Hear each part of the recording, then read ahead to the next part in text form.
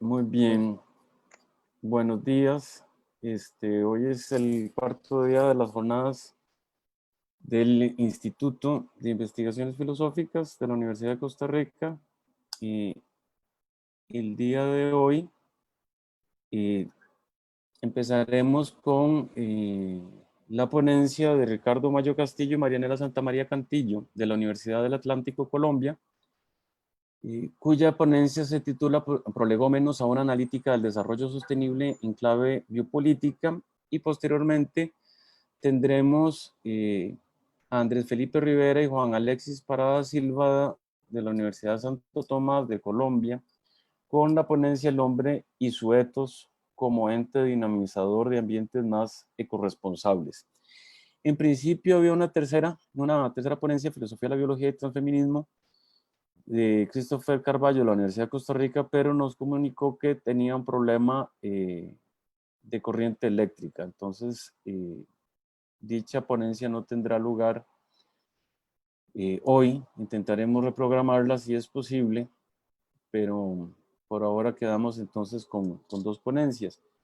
Entonces, las reglas son básicamente una exposición de 20 minutos, que expondrán las dos ponencias seguidas y después haremos un debate o la etapa de preguntas y comentarios para cerrar. Entonces, eh, le doy la palabra a Marianela Santamaría Cantillo y a Ricardo Mayo Castillo. Bienvenidos, adelante, por favor.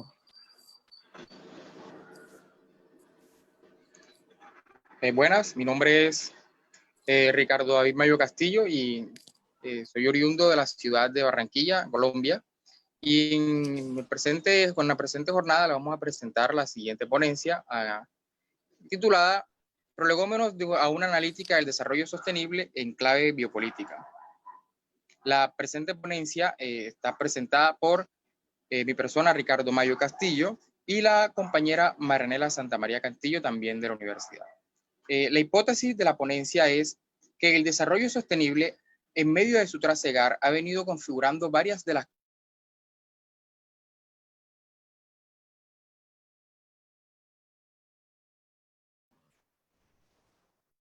Se perdió la señal, ¿verdad? Sí, no se escucha. Ricardo, se perdió el audio.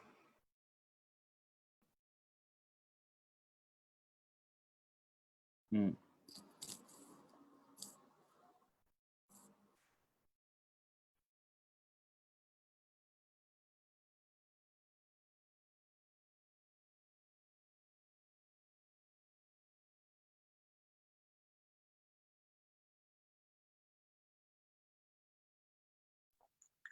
Creo que incluso se desconectó.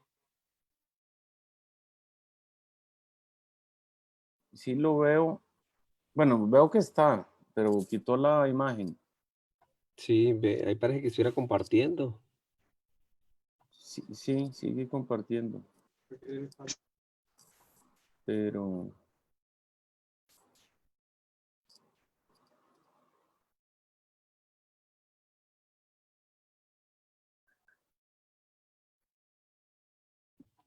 Sí, la cuestión es que si el internet está lento y uno comparte pantalla, se pone más lento.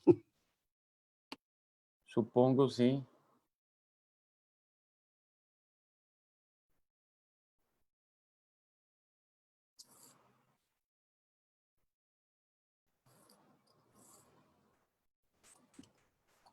Y Marianela tampoco está. Esta parece también conectada, Marianela, pero No, ahora Mariana. se desconectó, sí. Ellos dijeron que estaban en el mismo sitio. Sí, sí, sí.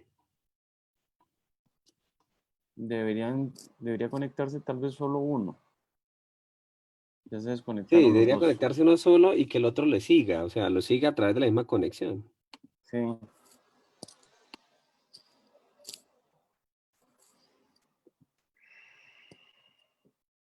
No hay como los congresos presenciales. Sí, bueno, ahí yo creo que son siempre o un problema u otro. ¿verdad? Según, ¿verdad? Porque en estas vías hay un problema con el poste, hay un problema con la conexión. De la otra Sí, manera, el avión se atrasó, ¿verdad? Cosas de ese estilo. Lo que podemos hacer es pasar a su ponencia, Juan Alexis, ¿se le no tengo parece? problema. Para darles chance a ellos a ver si logran conectarse ulteriormente. ¿Qué le parece? Sí, sí, yo no tengo problema. O sea, sí, igual trabajo los mismos 20 minutos y esperamos a ver si mejora. Exactamente. Vale, entonces voy a echarla a andar, voy a compartir pantalla. Sí, entonces, en espera de Ricardo Mayo y Marianela Santamaría, escuchamos ahora a Juan Alexis Parada y Andrés Felipe con su ponencia El hombre y su etos como ente dinamizador de ambientes más ecorresponsables. Bueno, yo quisiera que me confirmaran si están viendo mi pantalla. La estamos viendo, efectivamente. Bueno, entonces, sí, muy buenos días. Mi nombre es Juan Alexis y esta ponencia pues la realizo en compañía de Andrés Felipe, que también ha tenido dificultades y por eso de pronto se conecta en el transcurso de la presentación. Somos de la Universidad Santo Tomás de Colombia, aquí en Bogotá. Bueno, la Universidad Santo Tomás tiene presencia en todo el país. Y bueno, hacemos parte de un grupo de investigación que se llama Leteia y estamos trabajando en un proyecto que guarda relación precisamente del hombre como animal biotópico a propósito de estos ambientes ecorresponsables. Entonces, pues arrancamos. Digamos, de una u otra manera, se ha visto el desarrollo tecnocientífico en dos extremos. Un extremo se le ha satanizado diciendo que pues, se derivan bastantes riesgos y en esos riesgos también incertidumbres, y no solamente incertidumbres, sino hechos en relación con todos los avances de la ciencia. Entonces, por un lado, digamos, está el extremo de la satanización en relación con esto, y temas como la ingeniería genética, y por el otro lado, tiende una especie también de reificación, de entronización en relación con que entonces esto es lo mejor, solamente la ciencia nos va a salvar, no podemos hacer nada sin la ciencia. Y me parece que los dos extremos, así como decimos en ética, si pecamos por exceso o pecamos por defecto, de una u otra manera, pues estamos cayendo en un error. Entonces, acá lo que tratamos de mostrar es algunos de esos riesgos de una ciencia sin conciencia, procurando precisamente pensar que la ciencia no puede catalogarse como algo neutro, sino que en efecto tiene personas, individuos que están detrás de ella, intereses que están detrás de ella, hay intenciones detrás de ella, y si esas intenciones de una u otra manera no se encaminan a fortalecer o a promover el bienestar colectivo, pues sencillamente seguirá aumentando la brecha digital, seguirá aumentando también la brecha científica, y digamos que ese es uno de los propósitos de este escrito, tratar de demostrar esos riesgos en relación con el desarrollo tecnocientífico y la propuesta de que se haga, perdón, una ciencia más humana, una ciencia más responsable.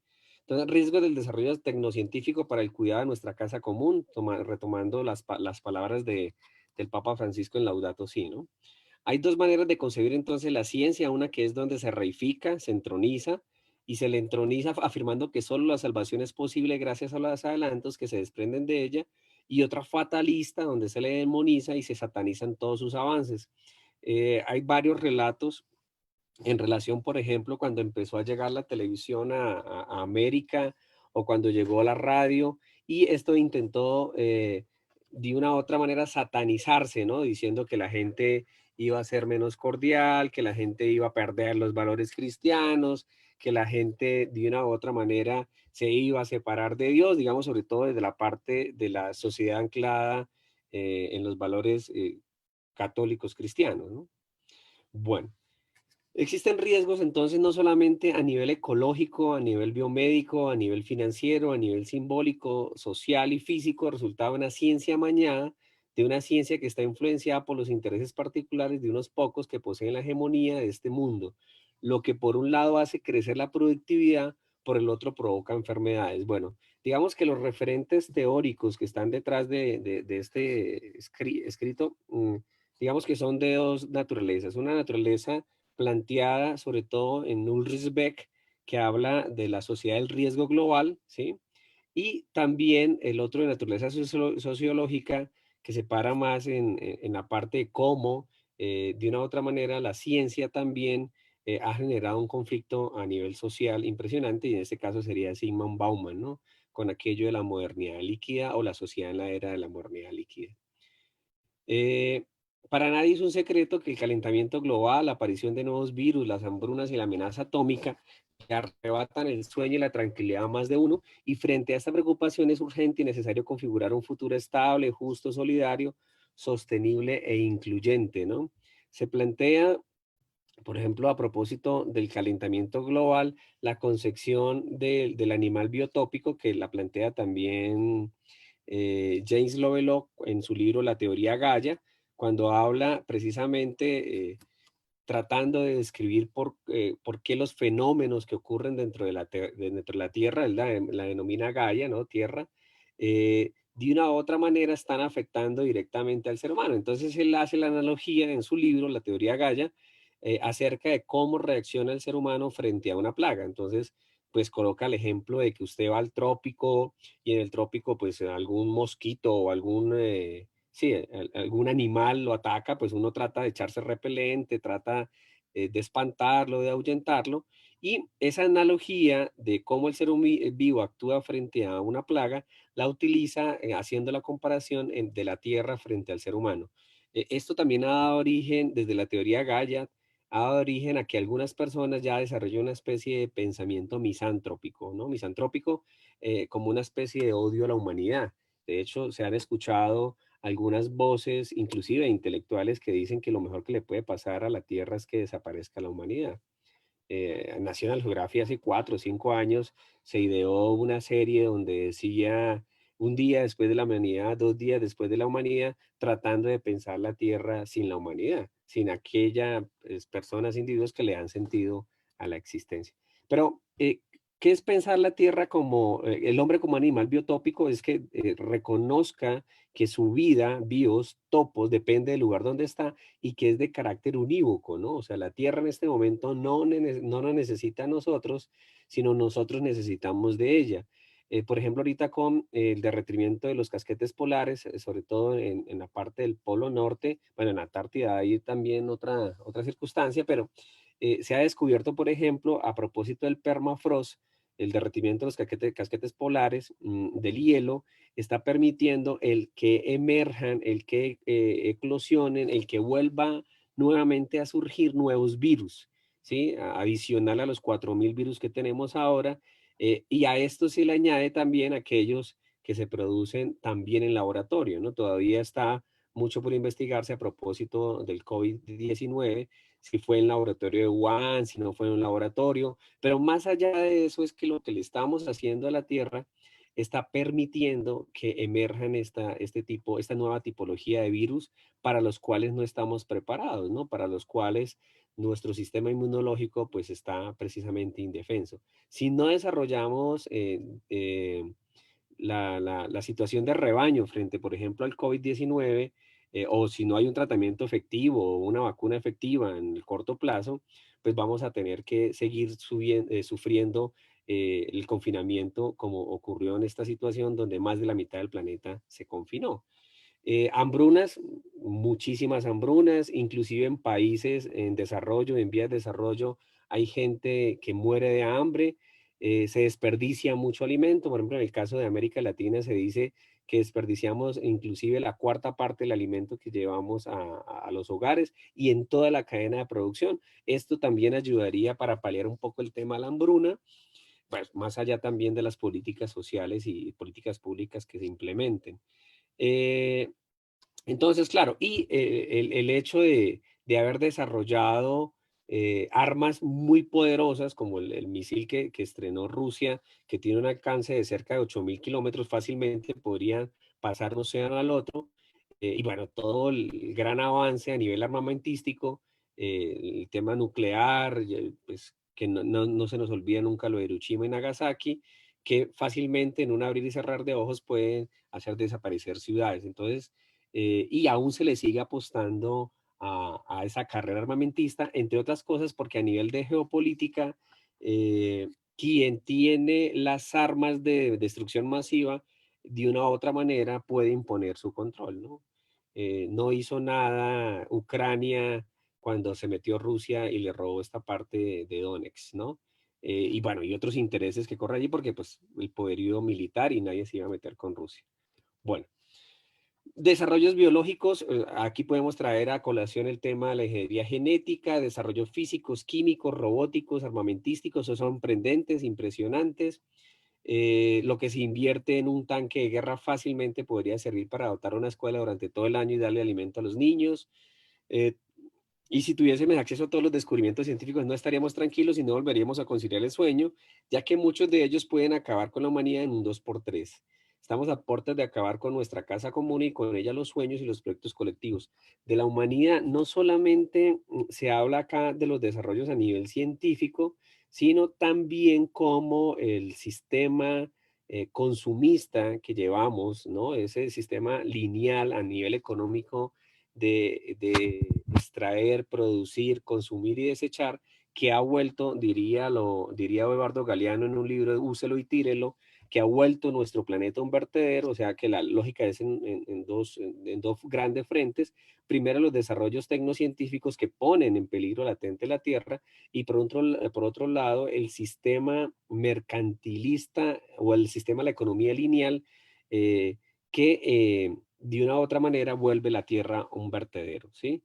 Ya hay desarrollos, por ejemplo, y propuestas desde los años 70 en relación con la economía circular, donde se habla de las famosas 4 R's, ¿no? De reciclar, reutilizar, reducir y reparar, que ya se está implementando en algunos países desde la década de los 70. Por ejemplo, la mayoría de lo que produce, sobre todo la energía de Viena, la capital de Austria. Austria tiene 9 millones de habitantes. Casi las 3/4 partes de su energía ya se producen con energías renovables, incluyendo inclusive las basuras. Las basuras son utilizadas para producir un 65% de la energía de Viena.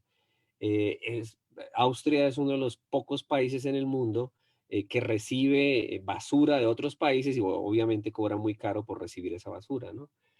A diferencia de muchos de nuestros países en vías de desarrollo que tienen dificultades con los rellenos sanitarios y que tienen dificultades, por ejemplo, con el tema del reciclaje. En el caso de Colombia, solo se recicla el 17% de lo que se desecha. Pues, eso de una otra manera lo que hace es incrementar la cantidad de desechos, ¿no? Bueno, entonces acá lo del homo consumericus o consumans, como lo señala Lipovetsky en la era del vacío, se ha configurado una nueva concepción antropológica en esta sociedad capitalista. Se le da la bienvenida al homo consumericus, también se le ha denominado consumens, el cual se caracteriza por ser un individuo hiperconsumidor, sin control, que como un orate está al acecho de experiencias emocionales que ofrezcan un placer mayor y que permita alcanzar la plenitud subjetiva máxima.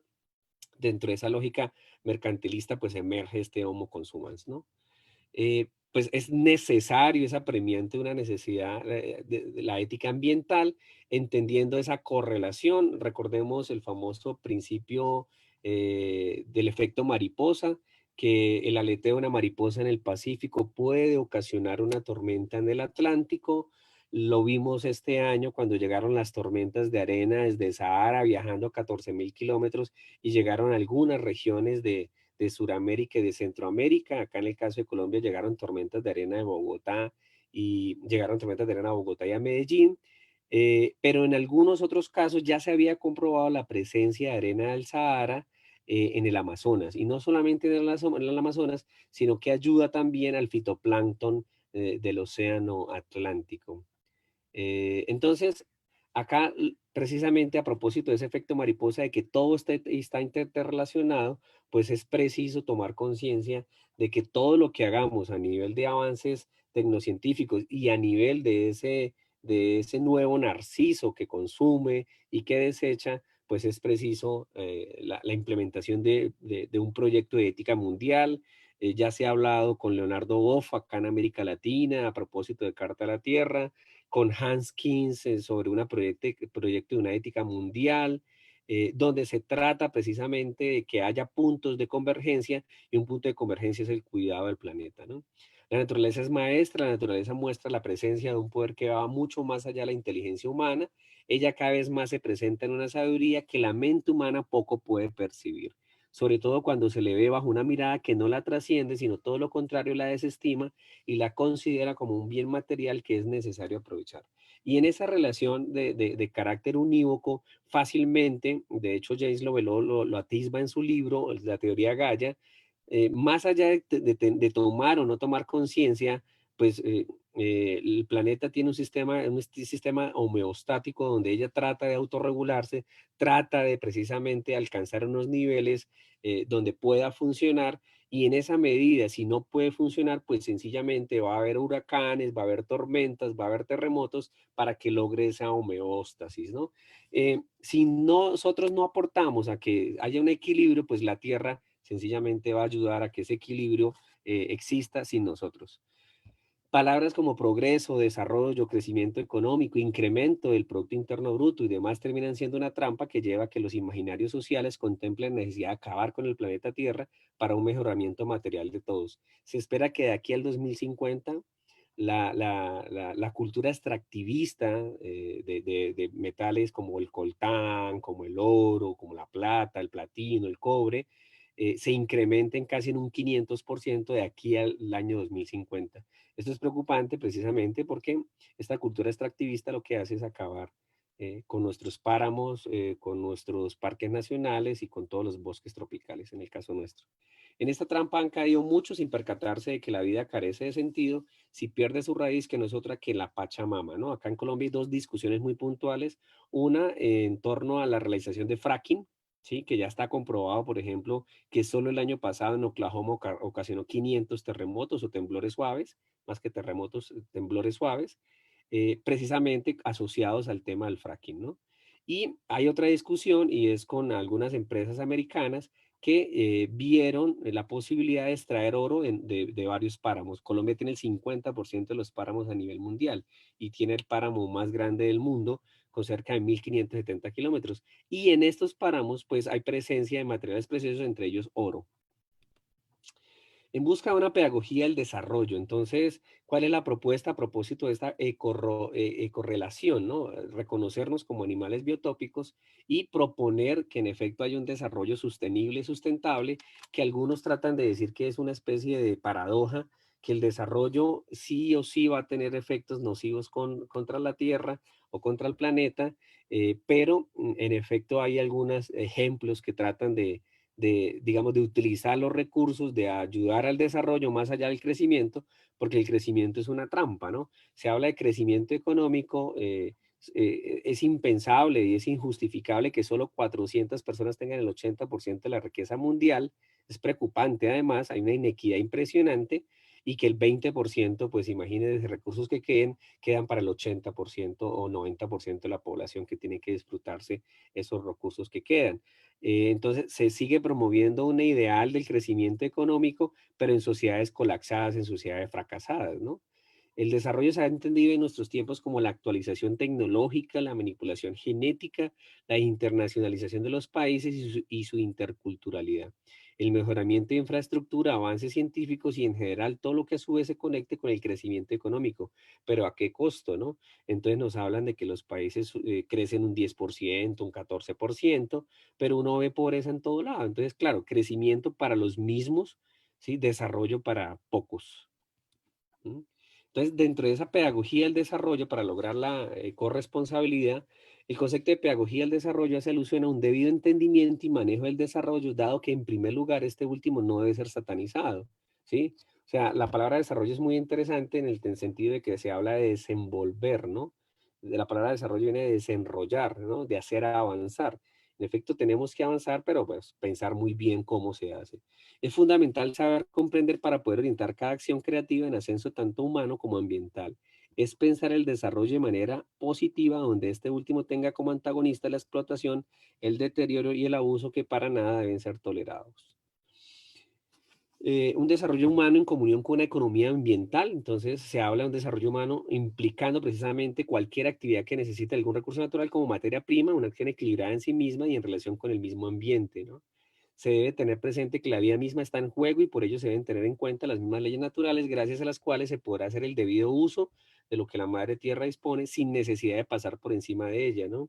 Aquí podemos tomar como ejemplo las comunidades indígenas, cómo hacen uso de los recursos y cómo tratan de seguir buscando el equilibrio sin negar el hecho de que hacen uso de los recursos, ¿no? ¿Cómo logran ese equilibrio? Y ya como conclusiones, entonces, se plantea a nivel apremiante un debido trato con la casa común, por ende hay que evitar que se le explote, puesto que es fundamental reconocer que ella ha sido solidaria con el ser humano, por lo cual es apremiante desarrollar una pedagogía del desarrollo que se enfoque en la correcta relación entre el ser humano, producto y el beneficio económico, ¿no? Y ya con eso terminaría, pero aquí para a nivel de conclusiones también, la semana pasada estábamos asistiendo a propósito a un debate en relación con esto del desarrollo sostenible y habían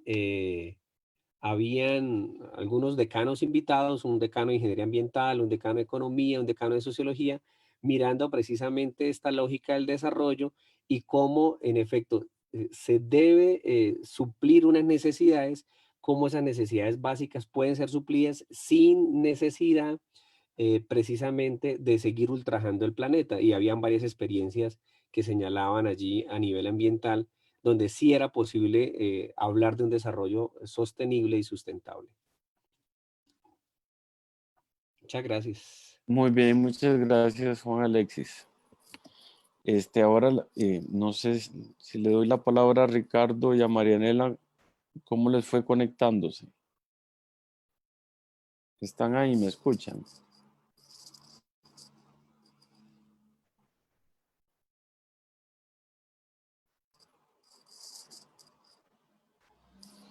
Regálenos 15 minuticos que estamos terminando de arreglar los problemas técnicos que teníamos.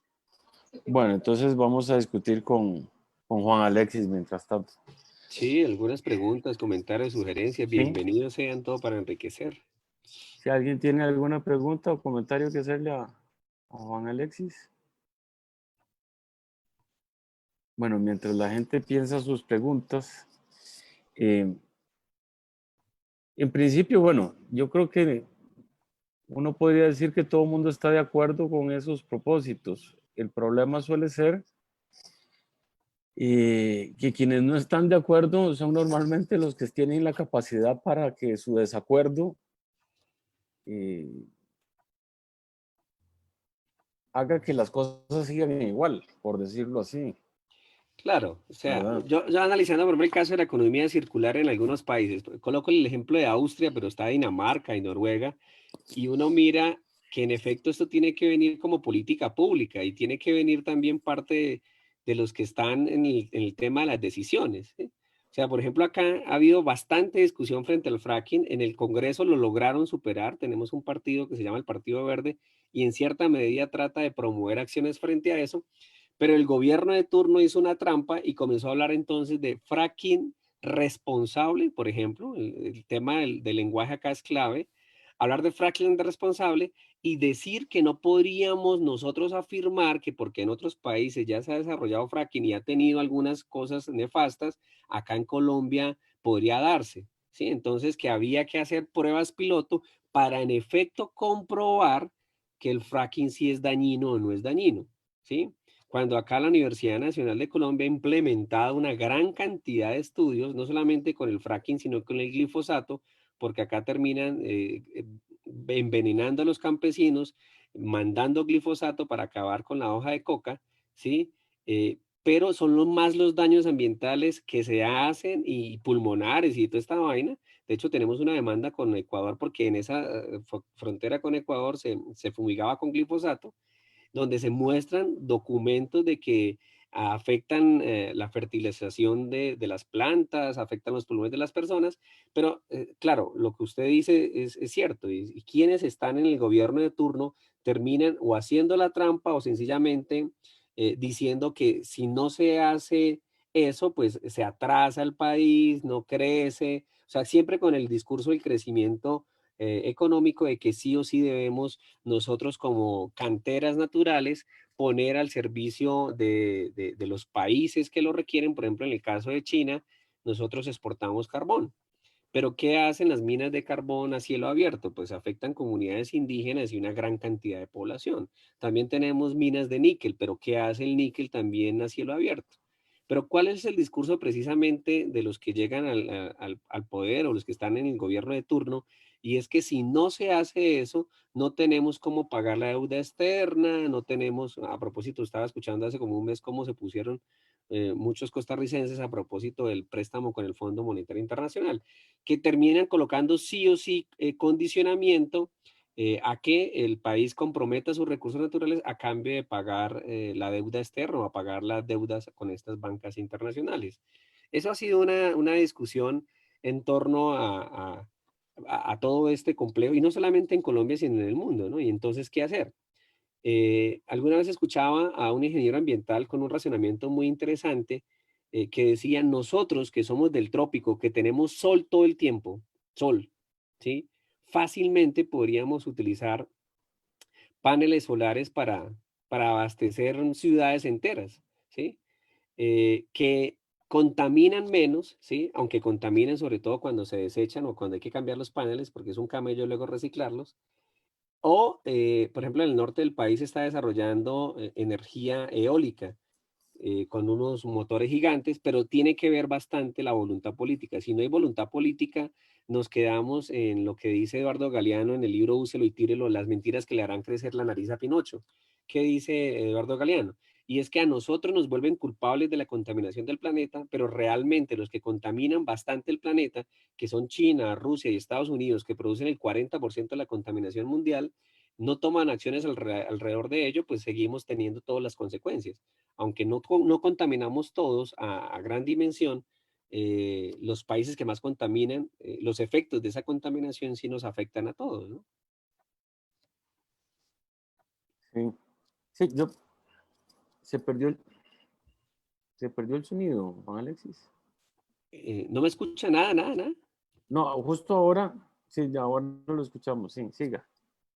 Sí, no, era hasta ahí, que sí faltan, o sea, si no hay voluntad política, estamos fregados. ¿Fregados en qué sentido? En que falta también empoderamiento ciudadano, o sea, recuerdo que Eduardo Galeano antes de fallecer colocaba la situación de una vez, hace como en el 2000, algo así, que iban a subir el combustible, bueno, acá tenemos la experiencia del pueblo ecuatoriano que iba a subir el combustible y los indígenas se manifestaron, pero que iban a subir el combustible, me parece que fue en Berlín o en Frankfurt, y la gente inmediatamente dejó los carros en la carretera y no eran 1000 carros, no eran 2000 carros, fueron más de 10.000 carros y de una otra manera dijeron, bueno, suben el combustible, pues muevan ustedes los carros, ¿sí? O sea, también falta empoderamiento por parte de la sociedad civil para decirle y tan. Aquí hay un movimiento fuerte a nivel de protección de los páramos, porque muchos de los 14.000 ríos que tiene Colombia dependen directamente de los páramos. Entonces, hay gente inclusive que ha hecho huelgas de hambre y se ha amarrado a un árbol para evitar esto y han surtido efecto a tal punto de que la Anglo Chantit, que es una de las empresas más grandes de oro de Canadá, decidió retirar un proyecto de gran envergadura para explotación del oro. Digamos que hay avances a nivel de empoderamiento de la gente, de la sociedad civil, pero pues hay trampas también del gobierno y bajo el discurso del progreso y el discurso del crecimiento económico y de que si no lo hacemos nos vamos a morir, que también cala y calan los electores a tal punto de que lo sigan eligiendo, ¿no? Por ejemplo, una gran mentira que nos han dicho a propósito de que dependemos de los hidrocarburos, del petróleo. Colombia exporta petróleo, pero en actualidad un bulto de aguacate Hass vale más que un barril de petróleo. Entonces el discurso, y producimos también aguacate, y el discurso es que no, que tenemos que sí o sí depender de eso y eso es una falacia. Sí. El problema, bueno, regreso a lo que comentaba antes, si nadie tiene nada con lo que intervenir, es el hecho de que está el problema de a quién debe convencerse, porque en el fondo puede que haya poblaciones convencidas, puede que haya, por supuesto, poblaciones no que haya que convencer, sino que haya que educar, eh, pero finalmente quienes tienen el poder, yo diría que no tienen, y no me refiero simplemente a los gobiernos o a los gobernantes, sino a una cierta clase industrial, evidentemente en otros países, en unos países más que en otros, en donde incluso el problema ya de la educación o el problema del convencimiento pasa por un problema de la verdad. Usted lo estaba diciendo ahora mismo, ¿verdad? Hay como una especie de discurso de la mentira, de la falsedad, etcétera. Y más aún, que no importa qué prueba se aporte, ¿verdad? Podemos tomar el ejemplo de Estados Unidos, que en este momento es el mejor de todos los ejemplos posibles, ¿verdad? No importa qué demostración se le haga al señor presidente de ese país, eh, eso no varía la política, ¿verdad? Es decir, aquí el problema, las políticas públicas, es que ya dependen de unas creencias, unas consideraciones, por llamarlos de alguna manera, obviamente sobre todo unos intereses que prefiguran cualquier política pública, o más bien evitan que ciertas políticas públicas se constituyan y se adopten, ¿verdad? Y entonces la pregunta es, sí, hay un problema de retórica, por decirlo así, hay un problema de pedagogía, pero hay un problema un segundo problema de retórica que consiste en que hay gente que no importa lo verdadero de ciertas proposiciones, lo verdadero de ciertos dictámenes, ¿verdad? De proyectos, ¿verdad? Usted hablaba del glufosato del fracking, que no importa lo que se diga, y siempre se hacen estudios, ¿verdad? Y habría que discutir si están bien hechos o no, pero en todo caso hay estudios hechos a propósito para negar las desventajas de esas otras empresas, de esos otros, ¿verdad? Proyectos o de políticas públicas para vedar cierto tipo de explotaciones o cierto tipo de producciones, etcétera. Y entonces la pregunta es, ¿qué hacer? Sí, es que inclusive a propósito de la pandemia, hay gente que la está negando. Yo todavía con asombro veo cómo hay marchas anti-cubrebocas o tapabocas, como se le quiera llamar, tratando de negar el hecho de la existencia del COVID y la gente muriéndose y los hospitales saturados. Y uno dice, ¿cómo se atreven a negar esto, no? Y la gente se sigue reuniendo y como si no pasara nada. Sí, acá yo creo que también tendría bastante responsabilidad, no solamente a la parte política, sino la parte educativa, y es cómo mostrar, mm, y es que se demuestra también, ¿no? Pero claro, la pregunta es, ¿realmente todo el mundo tiene acceso a esta información, por ejemplo? Y a todo el mundo se le ha puesto a contrastar que en efecto el sol quema y que la lluvia moja y cosas como estas que parecieran irrefutables, que siguen siendo irrefutables. Yo creo que también tiene que bastante responsabilidad el tema educativo allí y es si la educación le brinda herramientas, primero si llega a todo el mundo, porque no todo el mundo llega con la educación, ¿no? Y si la educación, y si aquellos que llegan al terreno de la educación pueden crear realmente herramientas de manera contundente que la gente no pueda decir si apoyamos el armamentismo, si apoyamos la carrera nuclear, si apoyamos cosas como estas, porque digamos que es tan avasallador el ejemplo o el paradigma que hay allí para mostrar a la gente, mire, o sea, 600.000 vidas se perdieron en menos de 2 días, de 6 minutos, o sea, si seguimos así, vamos hacia la hecatombe. Sí, o sea, y no es sencillo, ¿no? O sea, lidiar con una persona que se declare, ¿no? ¿Cómo llamarla acá? A nivel religioso sería ateo, agnóstico, no sé, pero acá, frente a la evidencia científica, frente a lo que está sucediendo, no reconocer eso, bueno, habrá mucha gente que en efecto dirá que no, que esto Se no llama sucede. incrédulo.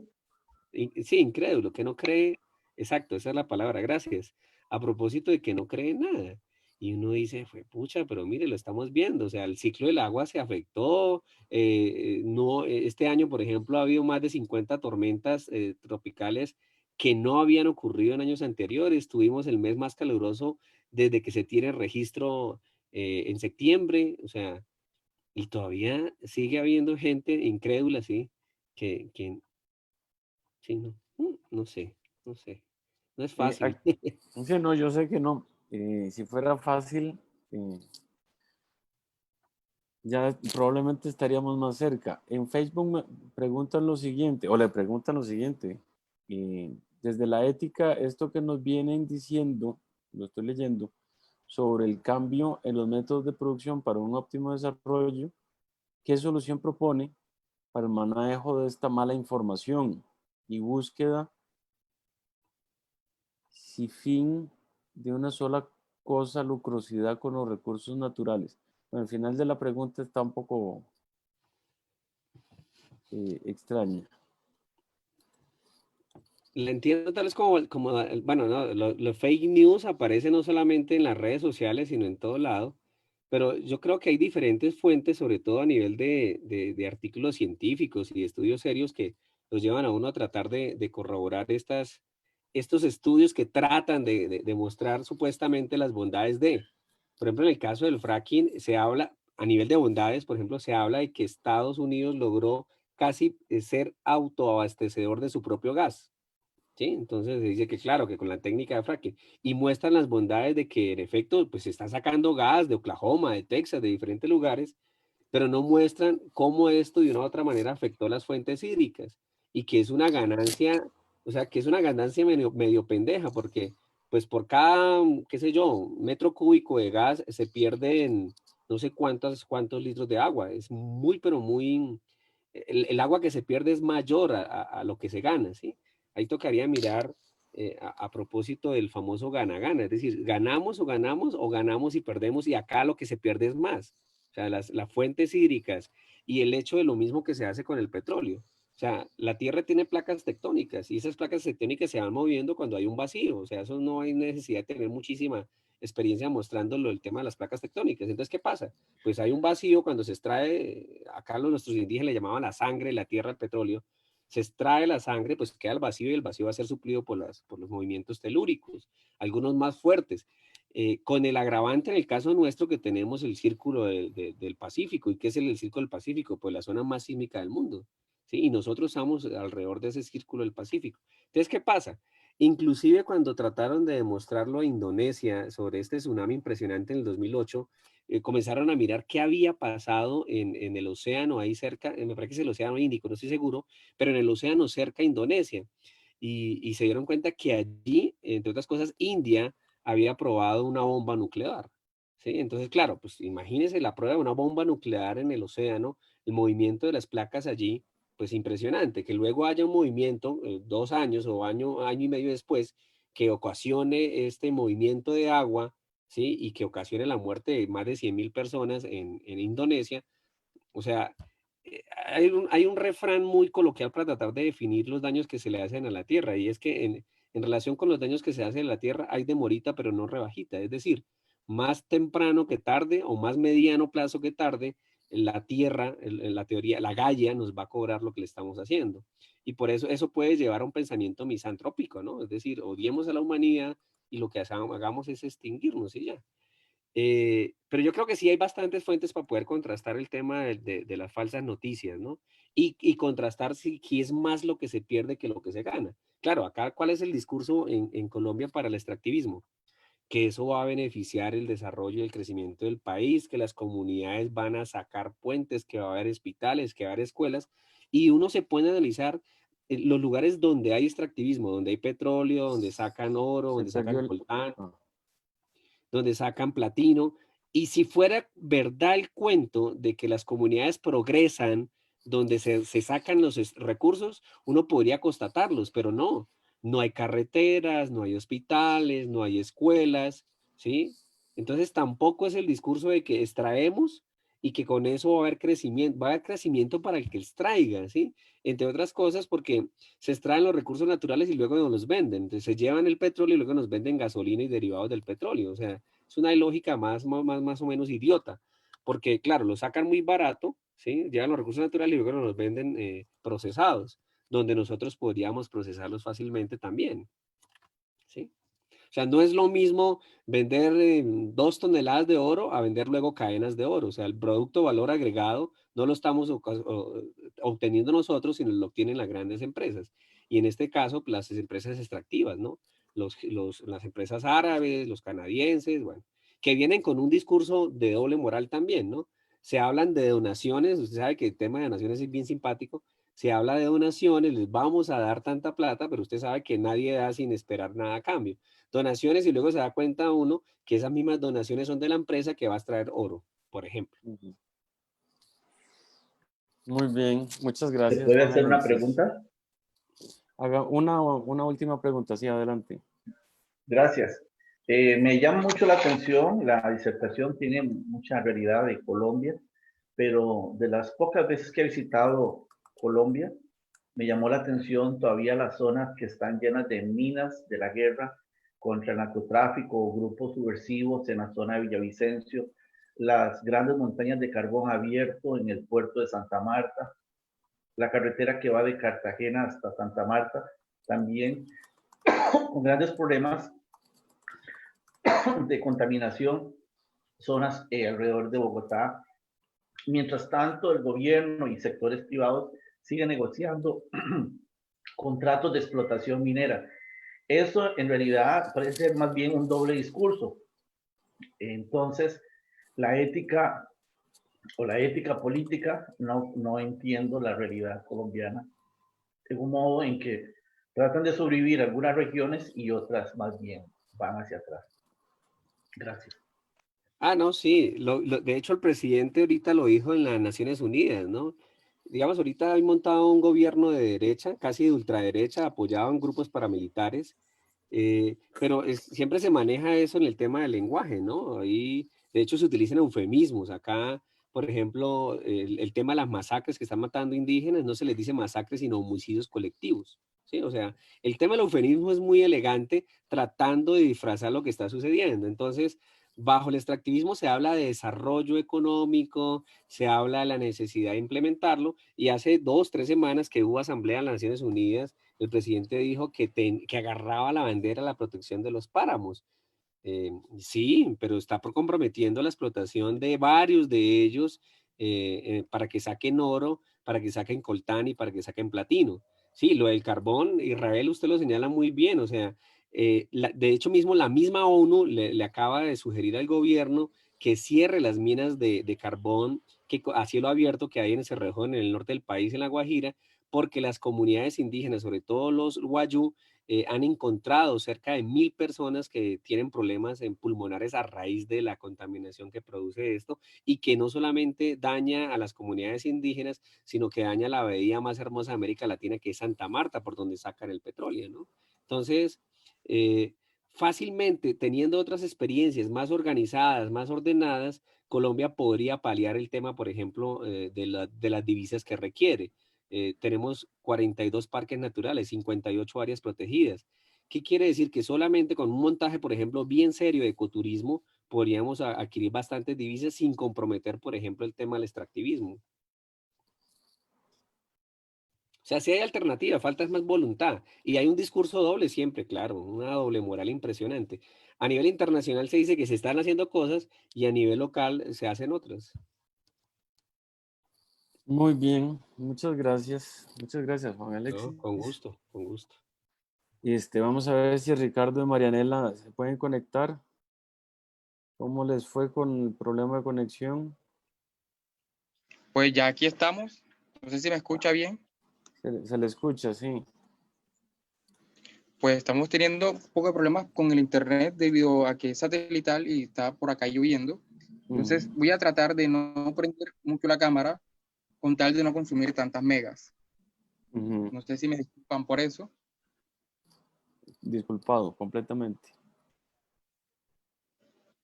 Entonces voy a empezar a presentar pantalla para iniciar la presentación.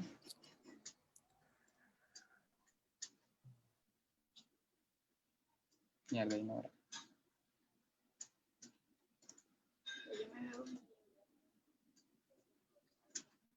Ay, qué bonito.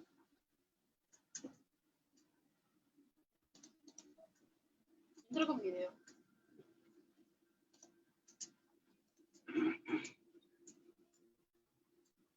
No entres con video.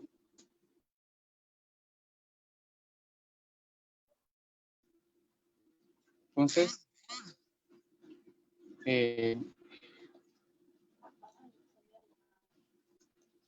la ponencia, o nuestra ponencia, se titula más bien Prolegómenos a una analítica del desarrollo sostenible en clave biopolítica. La ponencia está presentada por mi persona Ricardo Mayo y mi compañera Marianela Santamaría Cantillo, los dos oriundos de Barranquilla y procedentes de Colombia. La hipótesis de la ponencia es la siguiente, y es que uno puede hacerle una lectura a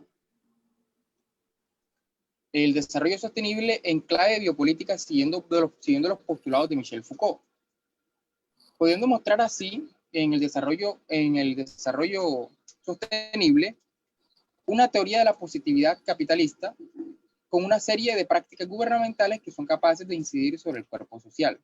Dichas prácticas van con intención de potenciar ciertas determinaciones, por ejemplo, dispositivos securitarios, los cuales buscan propugnar la vida. También tratará de hacer una visión más económica al desarrollo conceptual del desarrollo sostenible, valga la redundancia. Entonces, va a comenzar mi compañera Marianela Santamaría exponiéndonos qué es el desarrollo sostenible y cómo ha venido su trasegar conceptual.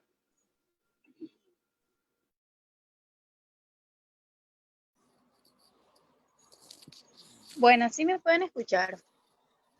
Sí, la podemos escuchar. Bueno, el desarrollo sostenible consiste en que es un proceso de cambio del paradigma hacia una visión distinta en pro de una formación de una economía sustentable, la justicia social y la protección del medio ambiente. Esto debe ponerse en marcha para los actores gobernantes, para constituir a todo lo que conlleva a la profundización de un nuevo paradigma de la sostenibilidad. Bueno.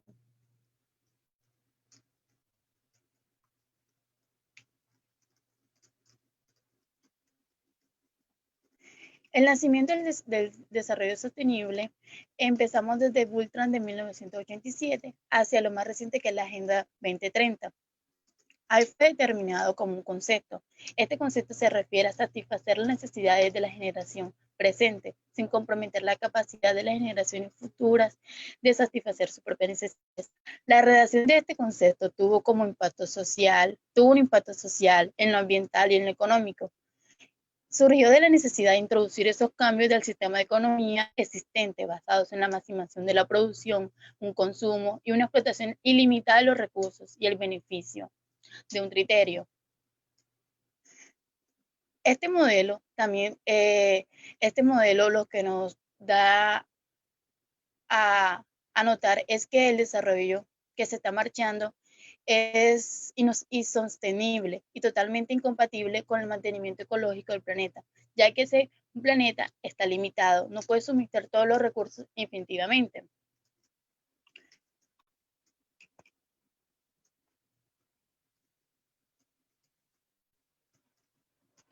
Y más adelante, sabemos que este desarrollo sostenible consiste en 3 dimensiones.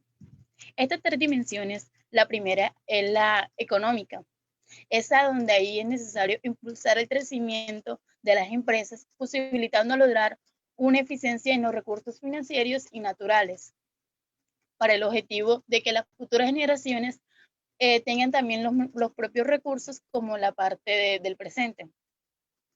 Y la dimensión del social, ahí donde entran cada ciudadano y cada gobernante en hacer unas prácticas justas con el medio ambiente para no desperdiciar los recursos y llevarlos a un mejoramiento muy pronto. En la parte de la dimensión del medio ambiente, ahí donde hay un análisis de los aspectos naturales como el suelo, la flora, el fauna, el aire, el agua, el suelo, los residuos. Bueno, y este desarrollo sostenible, sabemos que sobre esas 3 dimensiones que, como dije anteriormente, es necesario tener un equilibrio perfecto con esas dimensiones para poder plantear un buen desarrollo sostenible. Desde el año 1960 han ido varias conferencias sobre medio ambiente, desarrollo y conferencias que hay donde se han tratado de hacer los mejores conceptos básicos para poder tener una buena guía a la hora de utilizar los recursos naturales. Más adelante, sabemos, en 1983, la Organización Nacional de las ONU ya crea la Comisión Mundial sobre el Medio Ambiente del Desarrollo, la cual es la que hizo el primer informe de Brundtland en 1987. Posteriormente, en 1992, ahí está la primera declaración de Río, ahí donde se van a sentar las primeras bases sobre la protección del medio ambiente. En ese mismo año, en 1992, se creó el Consejo Empresarial Mundial para el Desarrollo Sostenible. Esto tiene un impacto muy importante en las empresas porque sabemos que el sector de las empresas es uno de los principales factores para la disminución de los recursos naturales cuando no saben usarlos. Más adelante, en el año 2000, la ONU pronuncia la Agenda 21, la cual fue la primera en plantear algunos objetivos de desarrollo sostenible del milenio en esa época. Y posteriormente, ya en la Agenda 2020, ahí donde se plantean los 17 objetivos con las 169 metas, la cual tiene unas esferas económicas, sociales y ambientales. Todo esto tiene un propósito.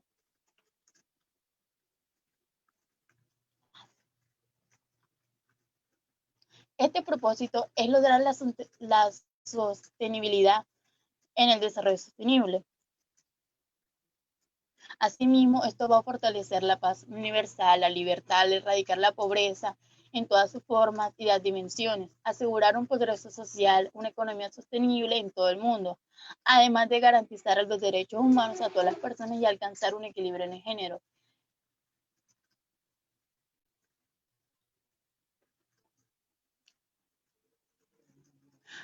Ahora los voy a dejar con mi compañero que va a enfocar más en la parte de la biopolítica, en lo que consiste todo lo que es el desarrollo sostenible.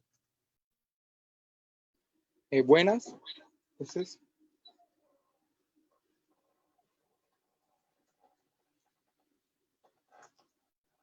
yo me voy a enfocar más en la conceptualización biopolítica y en la lectura del mismo desarrollo sostenible en clave biopolítica, siguiendo las posturas de Michel Foucault. Voy a explicar muy sucintamente lo que es biopolítica para después meterme con las críticas al concepto debido a lo corto del espacio que se tiene. Entonces, el concepto de biopolítica lo plantea por primera vez Michel Foucault en un curso que dicta en la Universidad de Sao Paulo, que se llama La Medicina Social, y en ese curso empieza a dar atisbos, esta conferencia empieza a dar atisbos de lo que él llamará más adelante biopolítica. Después, en el curso del Collège de France titulado Defender la Sociedad, y ese mismo año en su libro Historia de la Sexualidad, uno empieza a darnos conceptualizaciones de lo que va a venir a ser la biopolítica. Vamos a tomar ahora la conceptualización, primeramente la de Historia de la Sexualidad, más que todo debido a que hay disimilitudes entre las diversas formas que Foucault abordó el concepto. Entonces vamos a tomarnos la arbitrariedad de determinar la biopolítica desde Historia de la Sexualidad y desde Seguridad, Territorio y Población. Entonces, de Historia de la Sexualidad, Foucault hace una contraposición entre dos modelos de poder, y el primero es el poder soberano y el biopoder. El poder soberano, Foucault dice que es un poder jurídico, un poder del contrato, y se puede vislumbrar en las teorías contractualistas de los teóricos del contrato, bien sea Hobbes, el primero, y en este se puede ver un poder que se ejerce en disimetría de la vida. Quiere decir que el poder soberano es un poder de muerte, en el cual el soberano tiene el poder de espada y la posibilidad de determinar las condiciones de vida y la fuerza vital, el ejercicio de la fuerza vital de aquellos súbditos. Contraposición, el concepto de biopolítica es un concepto cierta medida más positivo, que el concepto de poder soberano, dado que el poder soberano es un concepto negativo, un concepto de la negatividad, un concepto que imbrica sobre sí, por ejemplo, formaciones corporales y más que todo un concepto de dominación. Foucault, en el concepto de biopolítica, nos va a mostrar un concepto de la positividad en donde se tratan es de conducir las conductas en vez de dominarlas.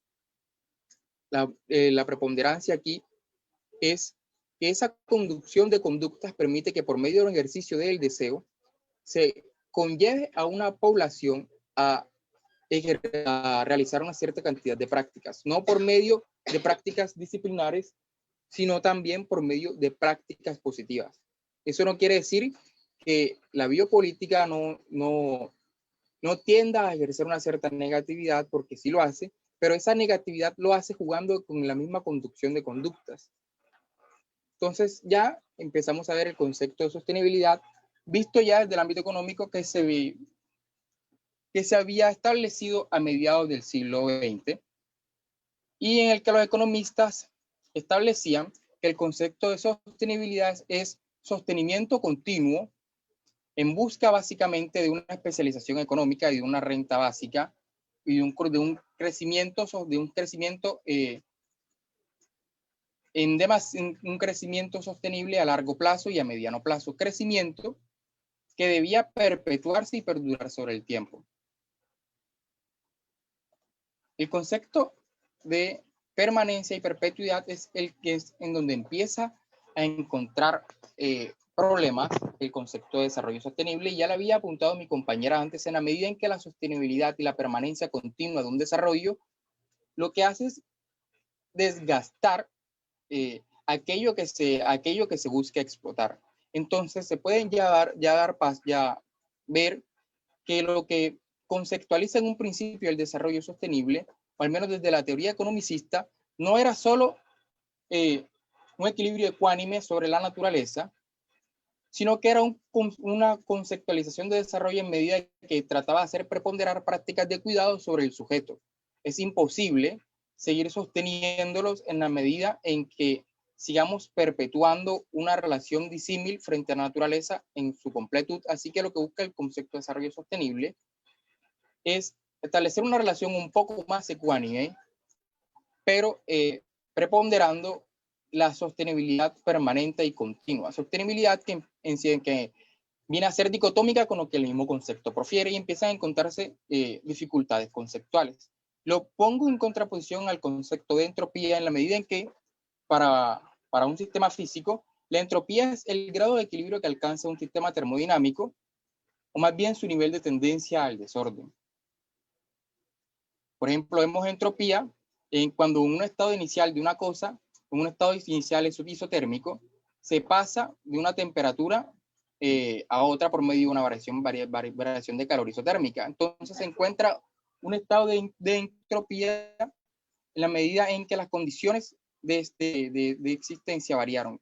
Podemos determinar entonces, por ejemplo, un grado de entropía en el desarrollo sostenible en la medida en que la cantidad en un periodo de tiempo suficiente los sistemas tienden al desorden. Ese potencial desorden será mayor en la medida en que más próximo se encuentra el sistema al equilibrio. Y el equilibrio que busca el desarrollo sostenible es aquella permanencia continua de desarrollo en busca de propugnar las vidas de los sujetos que se encuentran imbricados o subsumidos dentro de su representación fenoménica.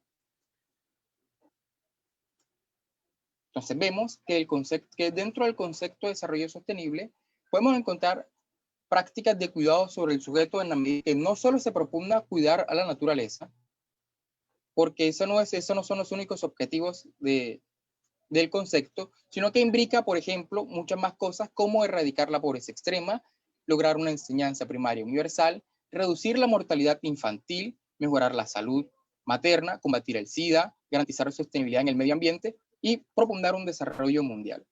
El concepto es capaz de subsumir sobre sí mucho más que un establecimiento o una práctica de cuidado sobre el ecosistema, sino que más bien nos vende, lo que propugna son unas prácticas de cuidado no sobre el sistema ecológico, sino sobre el sujeto. Y en la medida en que se propugna el sistema ecológico, se propugna el sujeto de manera totalmente proporcional. Entonces, se puede ver que el concepto de desarrollo sostenible no busca establecer una relación propiamente dicha con la naturaleza, sino una relación propiamente dicha con el sujeto, en medio de un marco securitario. Lo que se busca es guardar la seguridad del sujeto, y para hacerlo se establece un conjunto de prácticas de cuidado. Entonces, por eso el establecimiento de los objetivos del ODM en un principio y después del ODS, para tratar de establecer ese cierto conjunto de prácticas de cuidado sobre el sujeto. Entonces, pues, se puede ver en un principio la relación que se da fundacional y estrictamente económica sobre el concepto, y después la relación que requiere la relación gubernamental que se establece para ejercer prácticas de cuidado sobre el sujeto. Entonces, creo que aquí yo podría finalizar mi exposición.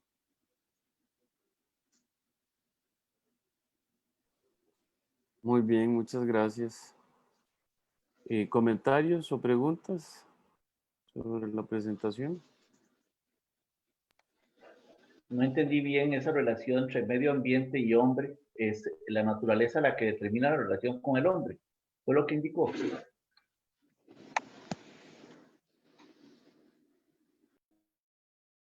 ¿Podría repetir la pregunta? Su afirmación es que es la naturaleza o el medio ambiente la que determina la relación con el hombre. ¿O es al revés?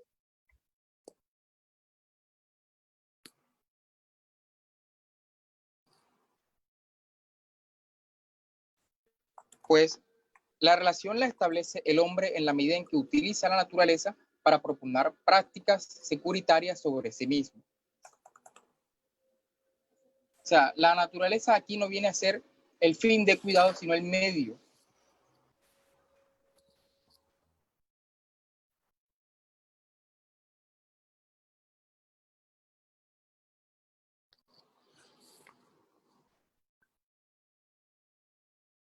¿Más comentarios, preguntas?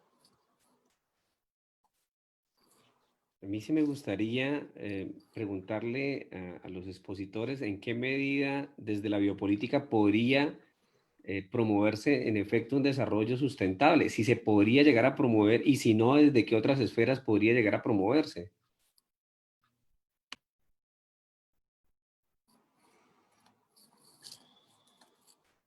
¿Desde qué apartado, desde la biopolítica, se puede propugnar un desarrollo sostenible? Esa pregunta está bastante buena, y yo creo que actualmente se propugna así, pero se hace ejerciendo la dicotomía que se ha venido estableciendo siempre entre hombre y naturaleza. La misma dicotomía conceptual y metafísica entre lo que es una entidad y lo que es un ser se ha venido estableciendo.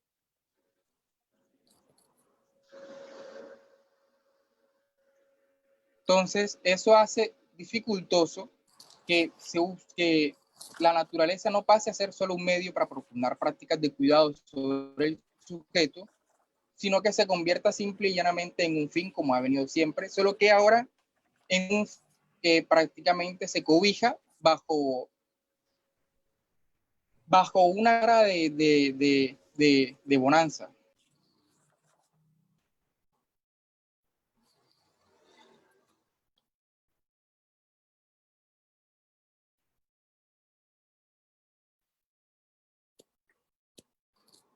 Muy bien. ¿Más preguntas?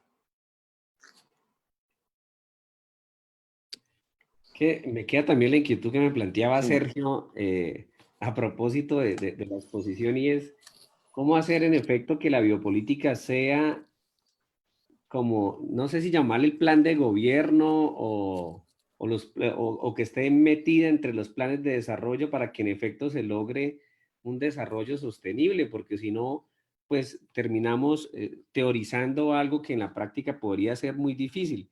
Yo lo que trataba de mirar cuando abordamos este tema con mi compañero a propósito de cómo en algunos países sí se está promoviendo una especie de economía circular en línea precisamente a que el poder debe promover la vida y no la muerte. ¿Sí? No debe ser una tanatología acá, sino más bien, en efecto, sería la vida como centro, un biocentrismo allí. Y es cómo en efecto cristalizar la biopolítica en los escenarios donde el discurso y la práctica llevan a otro lado.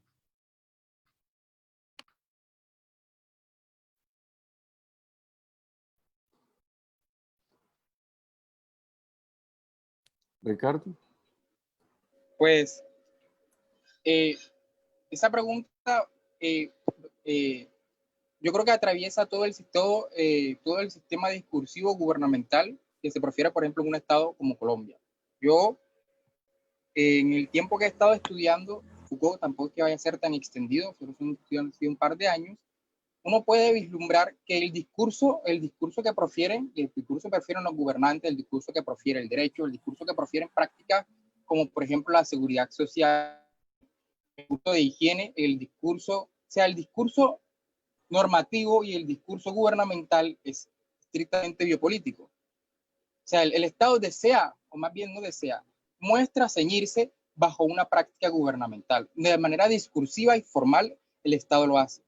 Porque si usted analiza, por ejemplo, el artículo 45, el artículo 42, el artículo 43 de la Constitución, el artículo 46, lo que hacen es ejercer un conjunto de prácticas de cuidado sobre el sujeto. Prácticas de cuidado no disciplinarias, sino que más bien traten de incentivarlo desde la misma positividad a que usted se acoja al mismo sistema. Lo que pasa es que lo que hace es que en los países tercermundistas la aplicación completa, o más bien la aplicación fáctica de la biopolítica, viene a ser dificultosa en la medida en que, por ejemplo, países como Colombia tienden a tener una falta de institucionalización y el Estado viene, por ejemplo, en ser espaciado. O sea, la soberanía territorial no la ejerce el Estado en todo el territorio, sino en espacios concretos. Y aún en esos espacios concretos, el Estado es incapaz de ejercer prácticas verosímilmente biopolíticas. Entonces se queda con el aparato biopolítico en el mero discurso, porque en Colombia podemos ver sectores focales o espacios localizados donde el Estado no llega en lo más mínimo y hay gamonales, hay FARC, hay un conjunto de máquinas de guerra que son las que demuestran soberanía y el Estado es incapaz de hacer nada ahí. Hay otros lugares, municipios en los que el Estado, por falta de institucionalización y ya no porque se le hayan robado la soberanía, capaz de ejercer solamente por falta de institucionalización. O sea, aquel discurso normativo, bonito, fáctico, y cumple en la medida en que el Estado no desea que se cumpla.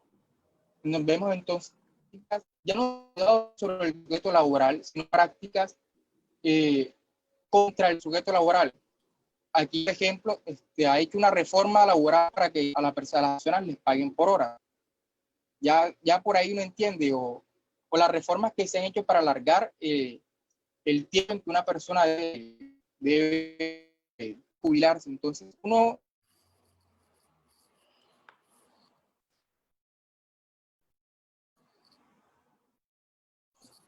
Perdimos el audio, ¿cierto? Sí. Sí, Perdimos el perdió audio. el audio. Entonces, disculpen, se me había sacado de internet otra vez.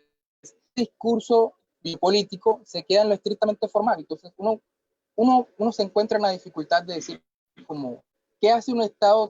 ¿Cómo hace un Estado mundial para hacer ese conjunto de prácticas de cuidado que profieren los gobernantes, que profieren el derecho, que prefieren la normatividad, que profieren las instituciones en cierta medida, pero que solamente se queda ahí?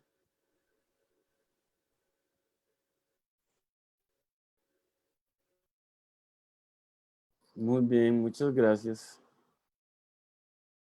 ¿Alguien tiene alguna última pregunta, un comentario? No, bueno, en ese caso agradecemos a Andrés Felipe, aunque no estuvo presente, a través de las palabras de Juan Alexis, y por supuesto agradecemos a Juan Alexis su participación, asimismo como a Ricardo Mayo y a Marianela Santamaría, los cuatro de Colombia, los primeros de la Universidad de Santo Tomás y los últimos de la Universidad del Atlántico por sus presentaciones. Como les dije al principio, la tercera presentación no tendrá lugar, tal vez la podamos reacomodar posteriormente, debido a que el ponente Christopher Carballo ha sufrido un problema de conexión eléctrica en su domicilio. En consecuencia, acabaríamos el bloque de la mañana hoy aquí, agradeciéndoles a todos y a toda su participación, y nos veríamos a la 1:30 con un bloque un poco más largo con Eduardo Tavares, Elizabeth Abigail Sampson, Jairo Gutiérrez Boza, Roberto Herrera y George García y sus respectivas ponencias. Entonces, muy amables. Vale, muchas gracias, que la pase muy bien.